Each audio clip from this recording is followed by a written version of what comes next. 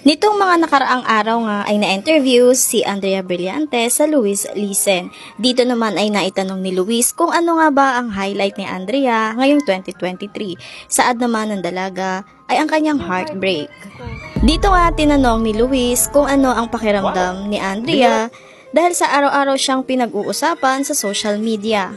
Saad naman ni Andrea, masyado na daw hassle at ginagawang big deal ang dapat na hindi naman talaga.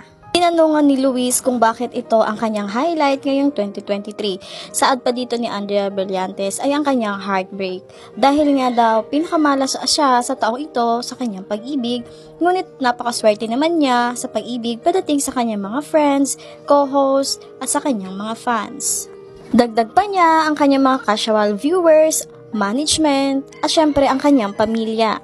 Hindi na rin pinalagpas ni Luis Manzano na itanong kay Andrea kung ano nga ba ang hinahanap niya sa isang partner kung dumating man ang tamang panahon at tamang oras para sa kanya.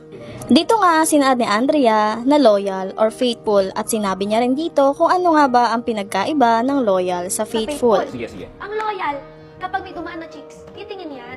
Pero doon pa rin siya sa mahal niya. Ang faithful, kahit may chicks dyan, titingin lang ako sa asawa ko. As in, ito po talaga pinakamalas ko sa pag-ibig romantically. Pero grabe naman yung balik ng love sa akin sa life itself.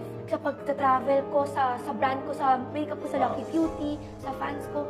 Sobrang grabe naman yung sukli. Grabe naman yung balik. Kasi talagang grabe, sobrang mahal. Pag dumating yung tamang oras. Wala kang gagawin sa feelings mo na yan. Loyal yun, loyal. Oo, loyal. Ang faithful, loyal, maalaga, lahat ng sexy ng babae, marespeto. Totoong lalaki, yun na lang hinihingi ko. A real man.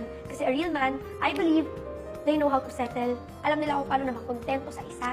At isa lang talaga, gusto ko ng one-woman man.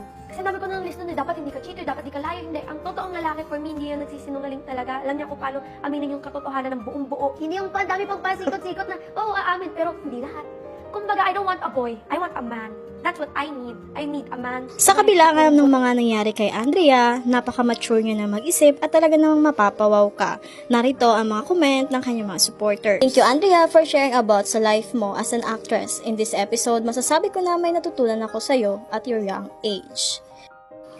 Applause. Napaka-well-spoken na ni Andrea. Napahanga mo ko sa mga say mo in life.